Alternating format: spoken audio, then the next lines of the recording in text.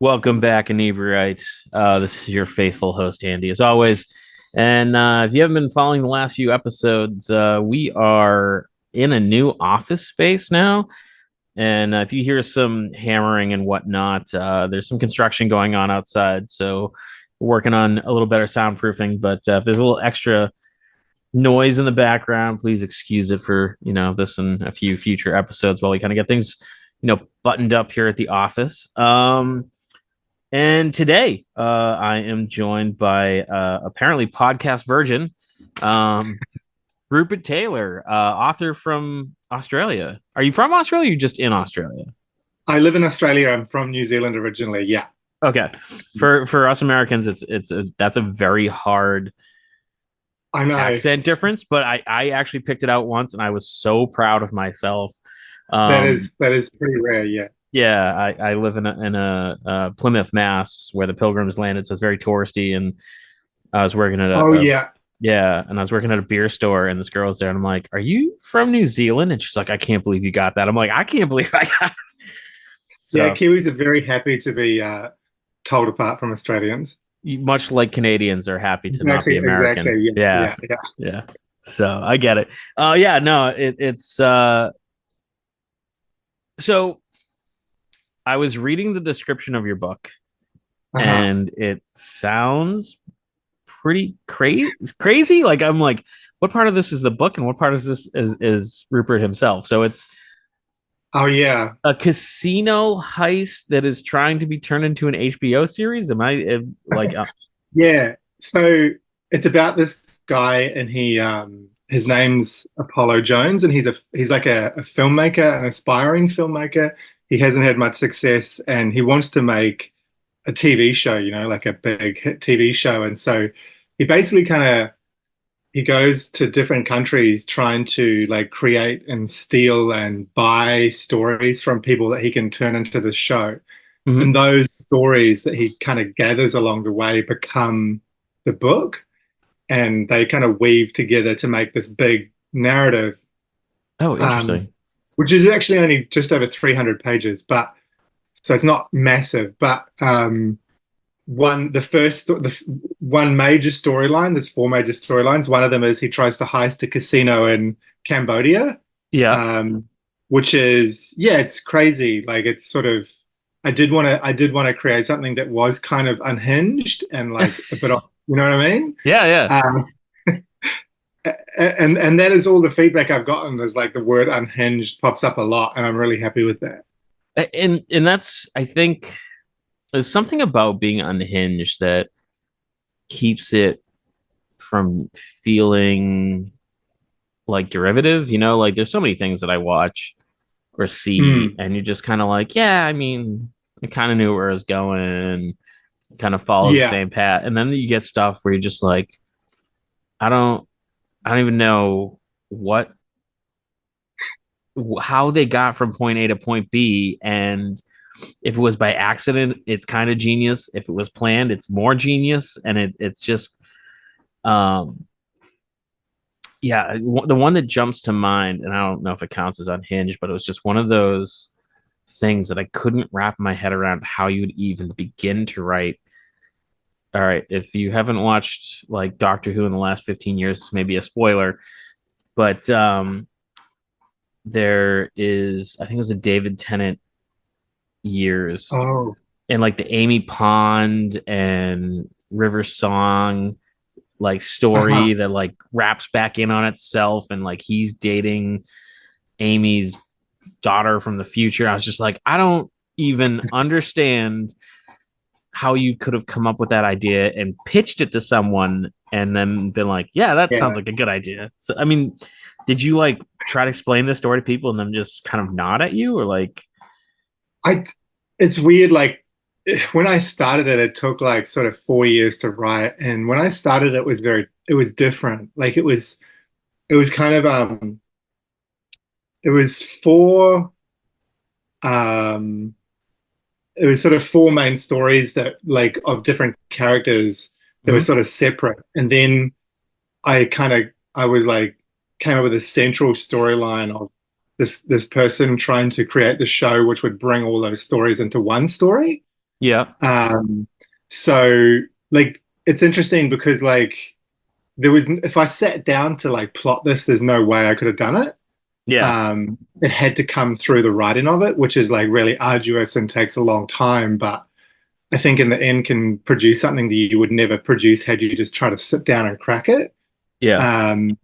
But like to be honest, like the whole this is going to sound really weird and crazy, but that's all good because the Casino Heist storyline, like the genesis of it, like in Cambodia, that actually happened to me. Like, um, Okay. okay, so like, so maybe I lived in I I didn't heist the casino. I'll tell you the Okay. story real I'm like, are quick. you Um, confessing to something? yeah, no, no, no, I know. So like, I lived in I've this the book takes place in Vietnam and Saigon and Sydney and New Zealand and LA, which are all places I've lived for quite a long period of time. Yeah. So I lived in Saigon and Vietnam for about a year or so. But I'd been there quite a bit before that. And one time when I was there, I met this guy and he was like, "Do you want to come to my house and hang out?" And da da da. I was like, "Yeah, sure." And we went there for lunch and I was like really far out in the suburbs in a city I had no idea where I was. I wasn't paying attention to where I was going. And then like we had lunch and then like this uncle of his turned up and he was like asking me all these questions. And then basically after like 4 hours, he told me the story how he'd worked in casinos like in Macau and on cruise ships and in Cambodia. And there was this new one opening on the border. And he was going to retire in a few years and they weren't giving him any money to retire on and he had a family so he was going to like try and heist it on the opening night and he had this plan, right? Okay. Yeah, and he's like, and I want you to help me. And I was like, what? He's like, yeah, I want like the plan needed like someone to be like a gambler, like a you know what I mean, to Yeah. and Yeah. then I was like okay. And like I had the first thought I had was like because at that time I was like, trying to write films and stuff like that. And the first thought I had was like, oh, if I did this and got and lived to tell the tale, that'd be an amazing story, you Yeah. know? And then the immediate thought that followed that was like, oh fuck, I'm in like I could be in serious trouble here. Yeah. And Do in you know what I mean? in Cambodia, which I'm sure their prison system isn't, the Which is like, most. no, it's like, yeah, like it's not a yeah, but like I was like, oh man, like I don't know, like they've told me this plan, and like if I don't like say the things they want to hear, like I could be in serious trouble right now, and like maybe they're I don't know, and I just started panicking a bit, Yeah. and I Yes, ended up I getting suppose out that even at that point, you're kind of like on the hook, just as 100%. you Like know something. Yeah. I know too much. Yeah, I know Yeah. too much, and I was like, fuck. So I was sort of playing along, and then I ended up like leaving and was like I was like I don't know how to gamble, like I'm not a card player. Yeah. And they're like, don't worry, we'll teach you, we'll teach you, it's fine. I was like, okay, cool, like let's meet up and we'll I'm really interested and we'll start practicing and all this kind of stuff. And they're like, cool. And then I got them to drop me off somewhere where I wasn't staying, so they didn't know where I was. And that was it, that was the end of that. But I like wrote that story as a feature film, and Yeah. then I it was in development and it never happened and blah blah blah. So then I took that story and I turned it into the first story in the novel. Yeah. Yeah. That's so fun. Like I just like last weekend I met this guy and he like filmed a documentary about himself. Do you guys have U-Haul over there? Yeah. I mean, I know it like Yeah. the moving company. Yeah. Right. So he bought an old U-Haul truck and turned it into his like tiny house and lives in it and whatever. And he's like, "Yeah, I'm just under the, you need to talk to everyone you meet, and now I'm meeting you." And I'm like, "Yeah, I don't know if that's true. Sometimes you might not want Yeah. to talk to Yeah. everyone you meet." Oh yeah. Yeah. Like so he's sort of like going around just like talking to people. Like Yeah, and that's he's his just whole like, you thing. never know who you're gonna meet, and then in your aspect, it's like, yeah, you never know who you're going to meet. It's just like it just feels like the Yeah, polar totally, opposite. totally. Yeah. Um, that's great. It's That's such. interesting, like it's sort of like what you were saying that yeah, the unhinged nature and like like I always used to love I do love part, as you were saying, like when you're in a story, when you're watching something or reading something, and you're like, how the fuck did I get here? Yeah. But it makes sense, you know what I mean? Like it Oh doesn't yeah. feel somehow like, you know, and I always like those times in my life where I'm like, how did I get here?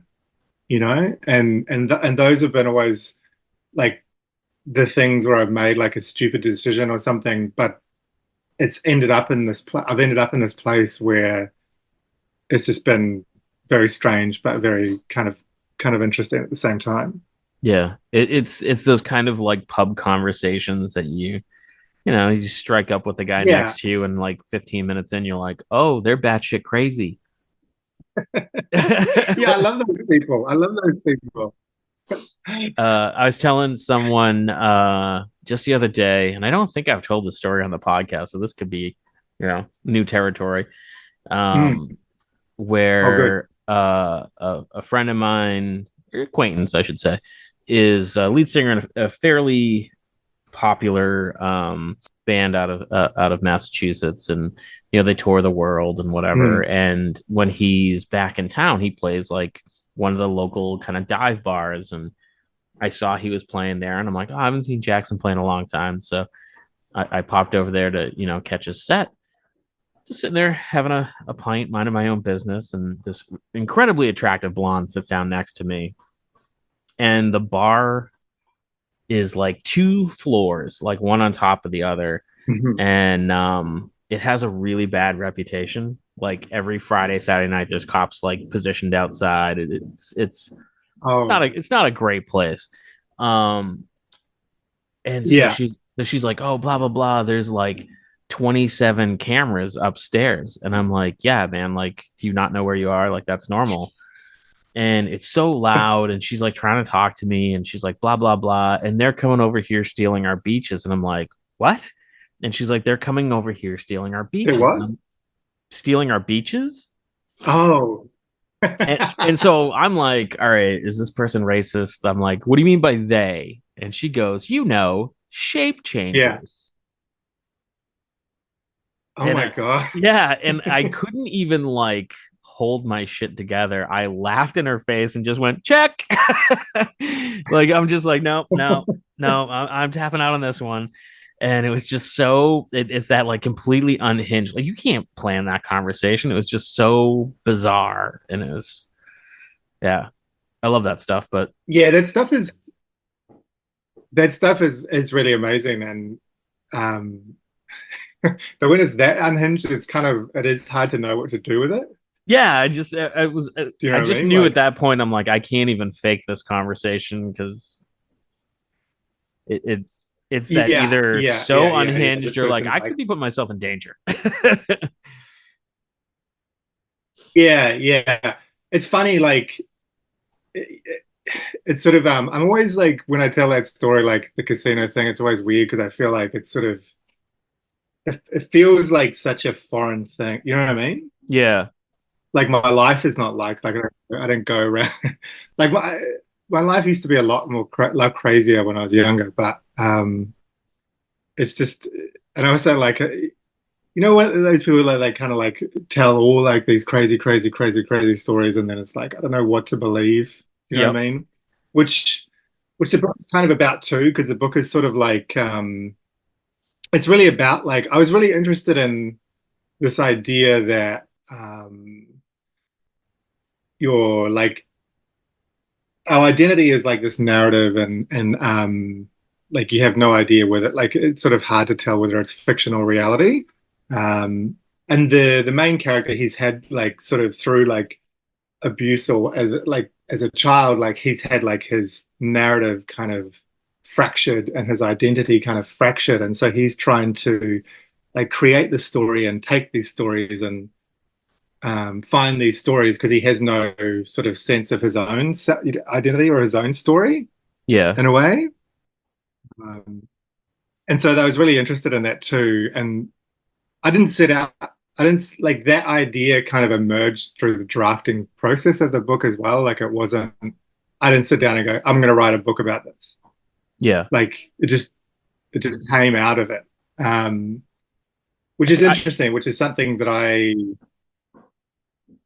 yeah, yeah, that sounds I'm intriguing just interested because it makes in. me think of kind of like how, like that first day where you meet someone who ends up becoming incredibly influential in your life.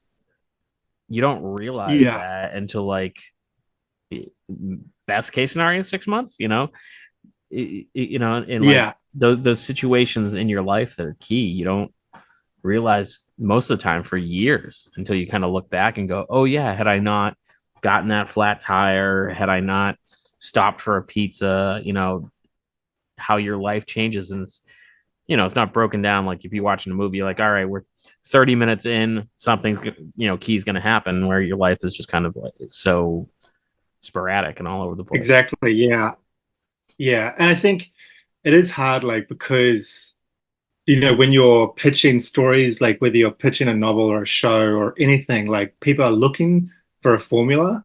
Do you know Yeah. what I mean? Like, because they're looking, like people who are gatekeepers or whatever, people who make decisions, like they do want something that is like a genre as a formula or whatever, because it puts it in a box that is recognizable and can be sold. Mm-hmm. And if you have something that is different that doesn't fit into that formula, it's incredibly hard to sell. And Yeah. so, unfortunately, like you don't see. That's why you were saying like so many of those stories, like so many of the stuff we see. It's like, yeah, I know where this is going because you kind of have seen it before, Oh yeah. Yeah.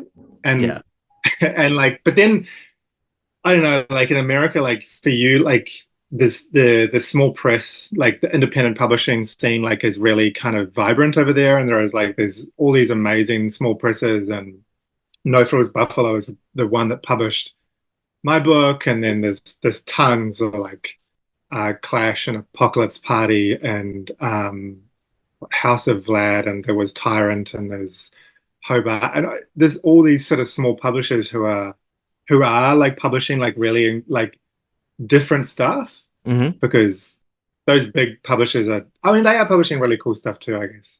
But yeah, And like it's it's hard to interesting. sell something. Yeah. Yeah. Just where the bar of entry is so low now, where like if Mm. you have a good idea, you can, put out an ebook and self-publish it yourself, and it can catch on, kind of in a viral way. And I, I think we're seeing a lot of like really interesting programming coming Yeah. through, YouTube and Hulu, and I mean, there's so many things now that I watched. The Weird Al biopic on Roku. Oh, I haven't seen that yet. Oh my god, it's amazing. And it is like the most Weird Al thing. Are you I'm assuming you're somewhat of a fan if you sound I, like you'd be interested. yeah, I know. I mean, it's so funny because like I don't like I remember him as being a very small child where he was doing like Michael Jackson impersonations and stuff. But Yeah. you know what I mean? Like, but he's like It- he is kind of like he's kind of he's a really interesting guy, right? yeah, and it's just like he is and he isn't. Like if you look at his Right. life, he's just kind of very, never really had any issues, never had any trouble, no drama, Oh, okay. and just adjacent to rock and roll, but not living a rock and roll lifestyle. And within 20 Right. minutes of watching the program, you're like, oh, I see what you're doing. You're making a parody of a music biopic about yourself. And like, Oh, I see. oh my God. And like, he ends up like going to fight Pablo Escobar. And it's just like complete. If you like Unhinged, it is a thing to watch because like it Like takes that's about 20 minutes before you're like, wait, this is not real. And then you're like, wait, it's not real. And this is amazing. And it just kind of goes off the rails and it's so much fun. it sounds cool. Like I really, like I'm so interested of like that's say when you say goes to fight. I'm always interested in this line between like how far is too far. You know what I mean? Like when Yeah, yeah, you yeah, yeah. because if something, like my I have a tendency to push things far in my work, and to I think it's a fault. Like I would, like I need to be more drilling down into smaller moments and extracting better shit from that, Yeah. rather than like going, and then this crazy thing happens. You know what I mean? Because that to me is sort of overriding and whatever, but it's easier to do. But like then you kind of want, like I do also want craziness, and I want excitement, and I want madness Yeah. in a book or a film or something, and I want it to take me to a place where I'm uncomfortable and shocked and like confused, and do you know what I mean? And Yeah. and lost even. You And know, I think and I so. think like exercises like that can be so good. There's do you know Kevin Smith? He directed Yeah, Clerks and Mallrats. So he's got yeah, kind of like one of his lesser known movies. I believe it's called Red State. uh-huh, And he said when he was writing it, when he got to that point where he felt at all like it was getting cliche, he just threw it out and started like not threw it out, but like threw out the last few pages and then kind of like took it in a completely different direction. And yeah, yeah, it's about like a very religious group that protests people's funerals when they don't agree with their politics, and they start yeah. not having enough funerals, so they start murdering people. Yeah, that's wild, right? Yeah, Like, and like he actually wrote a treatment for it that ends like the final mm. scene is the apocalypse. Oh, And okay. it's Yeah, so good, and it's got like John Goodman in it, and I'm like it's totally different than anything else that Kevin Smith does. And I just yeah, love that kind yeah, of like I'm gonna push myself completely outside my boundaries and try yeah, something. yeah, yeah. Like it's that sounds amazing. I want to watch that. But Oh, it's great. Yeah, it's I actually kind of like it a lot more than a lot of the stuff he's been putting out lately, but it's yeah, really really yeah. good. I always loved, I don't know, I remember there was this talk he did. He's like giving a lecture at a university. It's on YouTube, and he's talking about like when he wrote a draft on Superman, and Yep. he had to like go. It's Yeah. funny. Yeah. But he Um, has a bunch of those out. I think he calls them yeah, he's a really, Evening with Kevin Smith. oh, okay, okay. But yeah, like that sort of stuff, like I don't know, it's so rare that I read or see stuff where you're like, what is happening here? You know what I mean? And I think obviously now like TV is so big, and I love TV. Like I love the experience of being really fucking invested in a TV show. Yeah. And like just like I love the experience of being like really deeply invested in a novel. But then like the film festival's on here right now, and then I watch, and then I'm like, oh my God, there's so many incredible films being made in the world as well, Hmm. which always makes me happy, because like I feel like at the moment I don't know, whenever I want to go to the see a film, there's so few. But um it's just hard to kind of get stuff made that's wild. Yeah. Do you know what I mean? Like it's just I feel like there's a lot of safety right now. I don't know, you know what I mean? Like maybe it's always been like that. I don't know, like but And everybody wants to um do like a remake or a rehash or another movie in a franchise that they know will make them money. It seems like that's what they want to do, you know? 100%, 100%. And like um this book, it goes to like the character ends up in LA for a time, like trying to pitch his show there. Hmm. Um and I lived in LA for a couple of years, and I wasn't really in that vibe. Like I wasn't really going hard, like trying to, I was writing, and I was like writing, I had a film in development, but I was kind of a little bit in that world of like trying to pitch shit. But again, like that is like a lot of people, like a lot of just kind of formulaic, like it's not really about making art, really, is it? Or like it's just like No, no. It's commerce, trying to make you this. know? Yeah, it's commerce. Yeah. It is. But I guess that's what's kind of beautiful, like beautiful in the sense that it's kind of gross. Like I like things that are kind of gross. Do you know what I mean? And Yeah. I do like that tension between commerce and art. Like I like there's an ugliness in that world that I find beautiful. Do you know?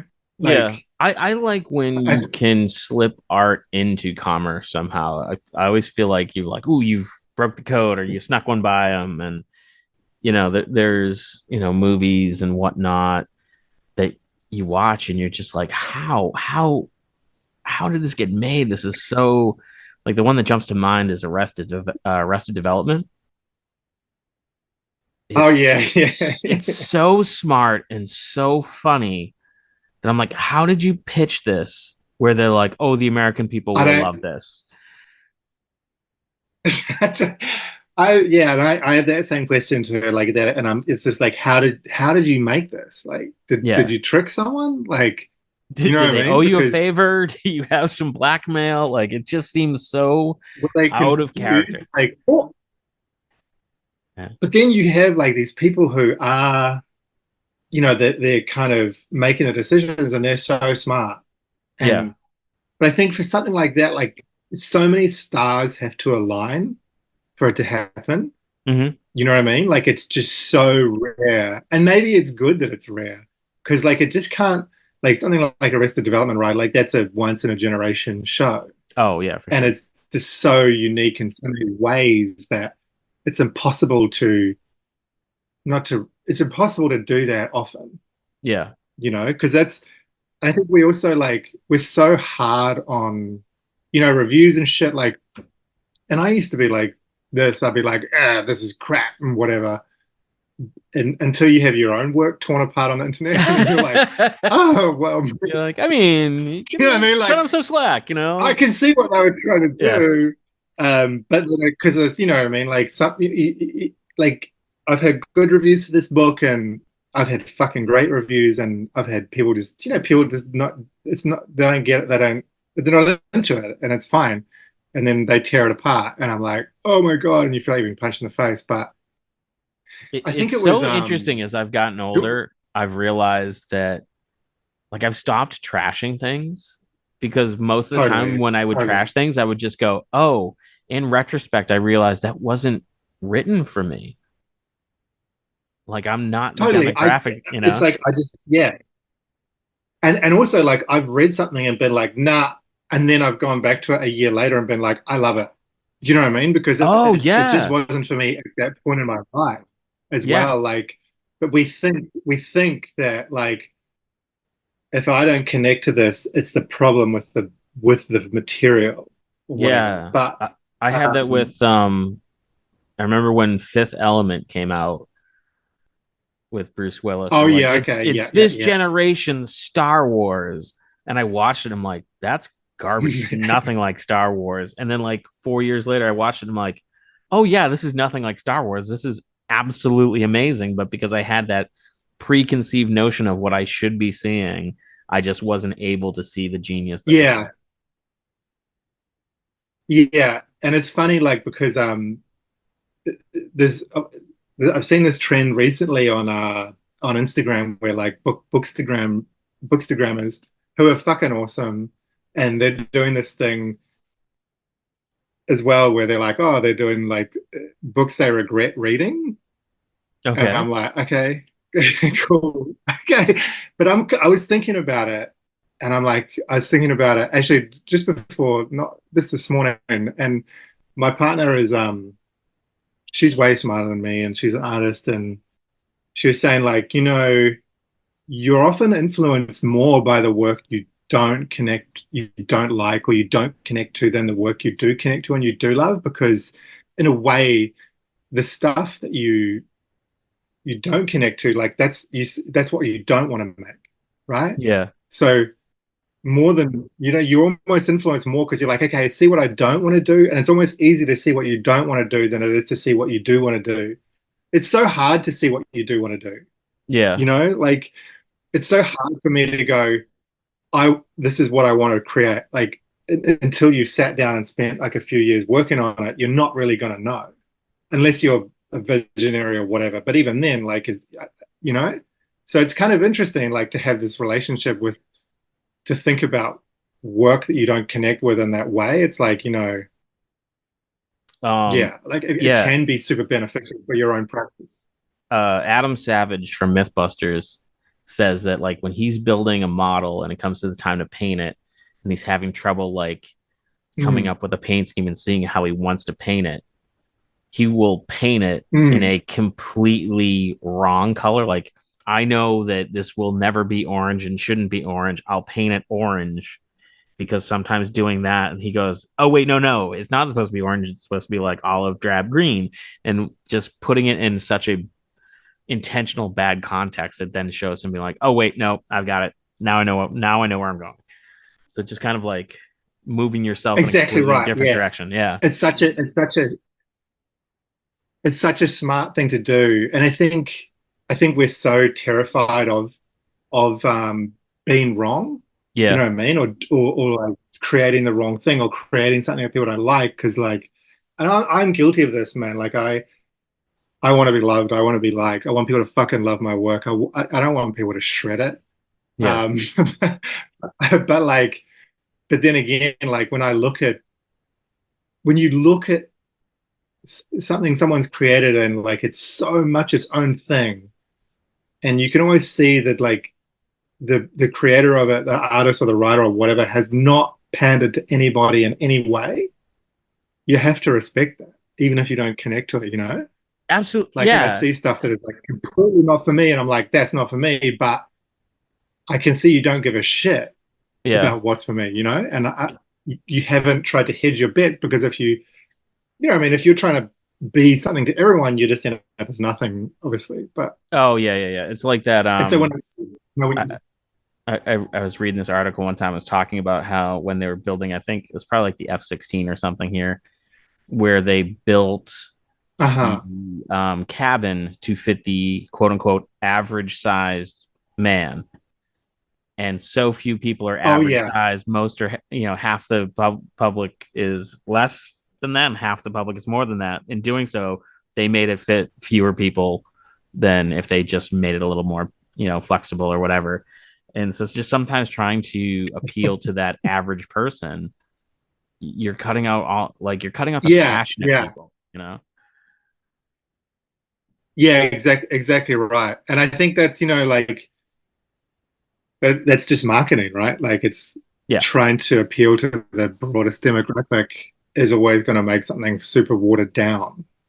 Um, and I think, a lot of when you're talking, if you're, it's hard because I think everyone wants to reach a big audience, or everyone wants to reach a wide audience. Mm-hmm. Um, and it makes sense. Like you want to connect to as most people as possible, but in trying to do so, you'll often fuck it up, I think. Yeah. You know what I mean? Yeah, I Um, mean, like I get it. Everyone wants to be standing on that stage accepting an Oscar, but my I'll never get there, but like I've had people locally stop me to tell me that they've listened to the podcast. And even like before this, you said you were listening to something you really liked it. And it yeah, was just like, oh my God, it's not a number, it's a human being that actually enjoyed this show. And it's totally.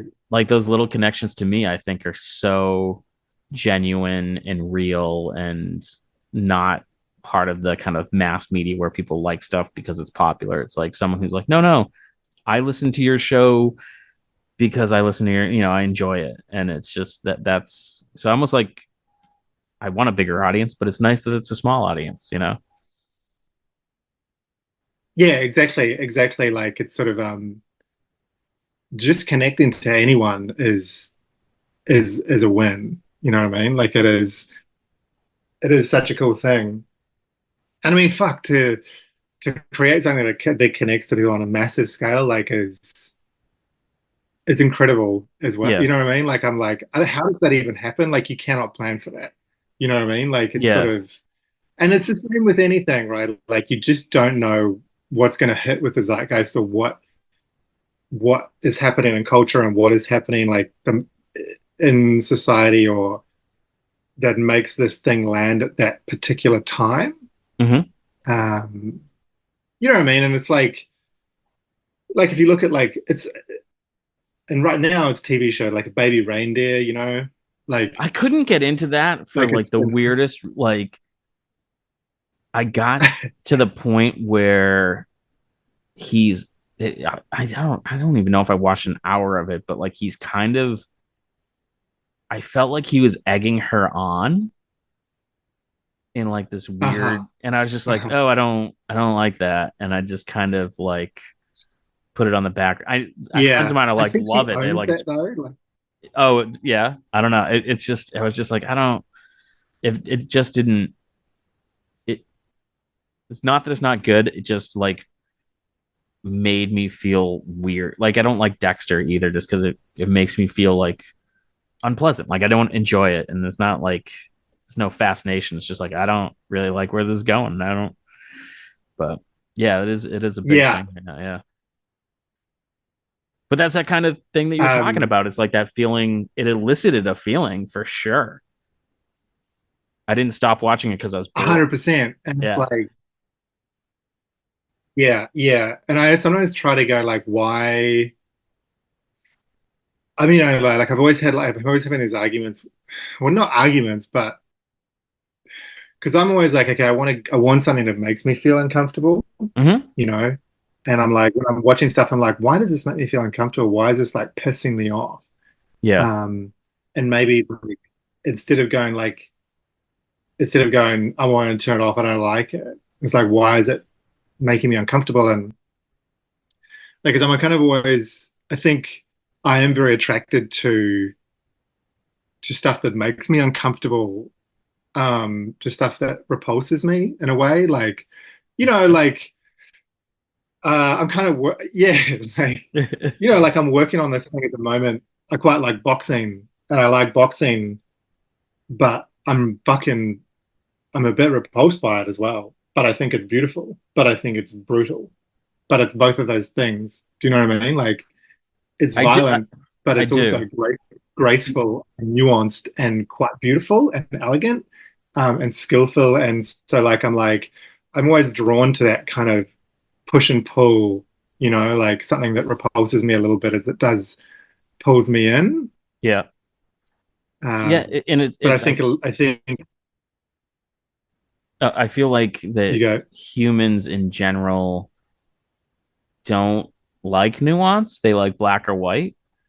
And I can't. I was yes. having a conversation with a friend the other day, and they're talking about how they've never been in a fight, and I'm like, Oh yeah. I'm like, I couldn't believe it. I'm like, really, ever? And they're like, Well, you got to do I'm it. like, I have a very even keel. I don't get angry a lot, and sometimes it's fantastic to punch another person in the face. Like I've been in like three fights in my life, but each time it was like it was Well, it's such a weird but like something it's a weird like I'm okay with saying there's something weirdly gratifying about doing it. It's completely wrong and it's not the way you should go about, but totally. just sometimes, man, like when you haul off and hit someone, you're like, okay, all right, that check that box, and yeah, it's a weird, it's a very weird. Everyone should do it once. You think you're right. Everybody should get in a fight once because Yeah, you're right. Like it's very shocking. It's frightening. It's exciting. It's all of those things. And I think it is like such a kind of extreme experience and like such a like insane mix of emotions and so heightened. You know what I mean? That you're like, what the fuck? and it's not And I'm at saying all this what you like, would think. Like when you watch movies, like watching someone get punched no, and it's actually usually getting punched, it's a embarrassing. totally different thing. And it's not, you don't look cool doing it. you know, it's, You don't look cool doing it. No one looks cool in a no, fight. no. Like you If always you're a look pro, stupid maybe, and but getting yeah, punched like if you're a boxer or something, like you can make it look cool. yeah, But if you're just a regular person, like, people don't understand, like, it's really difficult to throw a punch properly. yeah. Um, and they people break their hands and a big common one is like people dislocate their shoulders. But Wow. yeah, I mean, but Yeah. I've been punched in the face in sparring, but that's different. Yeah. But like being punched in the face, like in a street fight, like like in my 20s, like I had my nose popped by a bouncer, I was pretty like, I remember being 13 years old, and this is in Auckland, New Zealand, like 13, like as a Yeah. fucking child.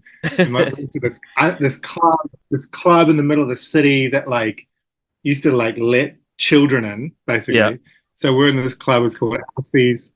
It's in the 90s, and uh, across the road, this guy like threw a beer can at a bar, and the barman kicked him out. And then like I told on him Yeah. to the bouncer, and the bouncer's like, "Right, you're barred for life." And the guy came over, he's like, "What'd you do that for?" And I was like, "Because he did." And then he just leaned back, and he goes, "Bang!" And he just headbutted me in the mouth. Yeah. And I was like a child, and I started crying, and my mouth, his teeth went through my lip, and he was just like started freaking out because he just headbutted a child. But um, the point is, like that feeling when you get hit, it's so shocking, emotionally. Like it's like I don't know, like there's something like really sad about it, and I don't know. Even the feeling of getting hit is somewhat gratifying. Yeah, it's very You know what I mean? strange, and like it, it it can be very like out of body in some ways. Like Totally out of body. I got in a fight with my roommate in college, and he punched me in the back of the head when I was like sitting facing away from him, and he walked up behind me and punched me in the back of the head. And before like my brain clicked in, I had already like grabbed him by the back of the knees and like Mm, ripped his legs out from underneath him and like was on top of him. And it's just like I yeah, have zero training. I just, it's just like a light switch went off and I just wrestled him to the ground. And it's just like, I'm like, wow, okay, that was insane. And yeah. Like where did yeah, that come from? Like that's like like yeah. millennia of like in your DNA, right? Like just to like And my that other roommate, response I remember my is. other roommate pulled me off of him, and I was like, "Why did you do that?" Mm, Like I was winning, Like, why did you do that? He's like, "Because up until that point, you weren't wrong."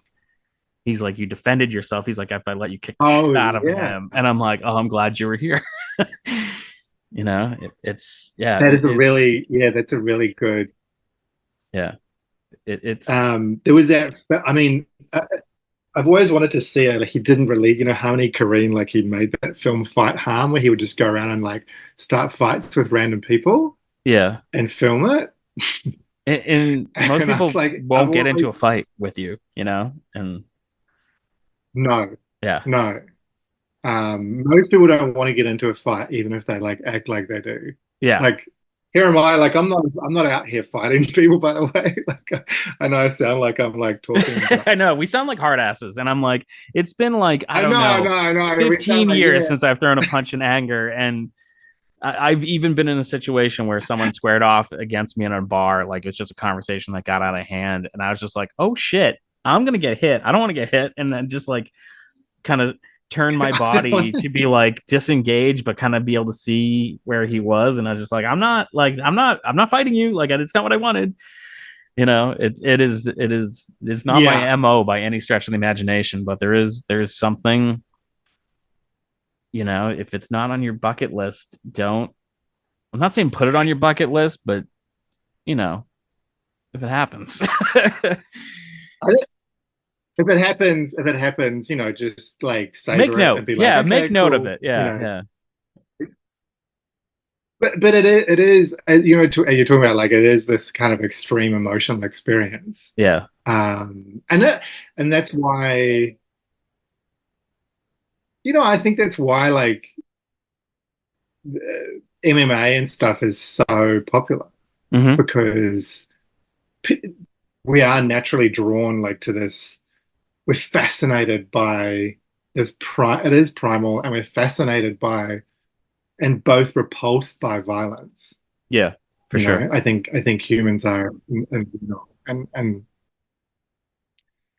yeah, Yeah. yeah. So next week Um, on Fighting Talk with Rupert and Andy. yeah, I know. I was gonna say like, fucking hell. But I can't believe it's been like 45 already. So please let me destroy you. Is going to be here in the States in July. Is Yeah, that am I getting that right? And where can Yeah, it'll people be go to out get it? 15th of July. So like it's like bookstores, paperback. If your bookstore doesn't have it, like you can just ask them to order it. Um, it's also available like on Amazon and online and all those places where you usually get books online as well. So yeah. But support your local bookstore first. Support your local bookstore and yeah, like it is a small publisher, so like they don't have like like a sales force of people out there pushing it to bookstores, but it is available in any bookstore and they can if you they can just order it through the wholesale places they order them. Yeah. Awesome, Ripper. I feel like we just scratched the surface. You need to come back on when. I know, I feel like I can keep Yeah. going for another hour. Yeah. I'm like, let's But we'll go out and we'll get into some fights and we'll come back and talk about it. I was gonna say And it'll be a lot of me being like, "That was the worst decision I've ever it's been made." really great talking to you. Yeah, man. I know. You were saying like you should do it, you should put it on your bucket list, and you're like, now I've got a fucking broken nose and I look terrible and I feel terrible. And I pissed someone off. This is not great. Yeah. I know, no, man. Yeah, this was a blast, and hopefully, either I'll get over to Australia or come stateside at some point. And I mean, do you want this to become like an HBO show, or I say HBO, but can be any streamer? Like I wouldn't say no. Like Yeah. I also, I mean, I am working TV as a writer and I'm pitching other shows as well. Like, it's weird because it would be kind of meta if it was a TV show. I haven't seen like Yeah. meta TV show or shows making shows. Do you know what I mean? Like, Yeah. if I never wrote it with Like it'd be great because if it like is the thing about it as well. Like, it'd be great like if it was he's trying to make it an HBO show and then you put it out on Netflix. yeah. That's funny. It'll be an expensive show because it's like, and that's the great thing about writing a book is that you're not limited by location. You can just put it anywhere, and that's why I'm like, it's in the Cambodian jungle, it's in Vietnam, it's in Sydney, it's in LA, it's in the Hollywood Hills. You know what I mean? Like, so you can go all these places without it blowing out to like tens of millions of dollars. So. Yeah. Awesome. Well, I wish you the best of luck. And like I said, you're welcome back on the show anytime. Please let us know when you got something else in the can that you Thanks, man. come on talk about. Oh, thank you so much. I really appreciate that. And listeners, hopefully thanks, you like the show as well. And we'll catch you guys again next week. And thanks for checking out the show today, listeners. If you enjoyed the content today, you can go over to patreon.com/Inebri-art to support the show. You can join over there for just a few dollars a month and help us provide this fun content that you just checked out. You can also email us at Inebri-art.com with your questions, complaints, and concerns, or you can find us on all social medias at Inebri-art or at Inebri-art6 on Instagram. And also don't forget to check out our other shows, Bar Talk Podcast, Old Colony Cast, Inebri-art, and all the other shows on the Inebri-art Network, which you can find at Inebri-art.com. So thanks again for listening.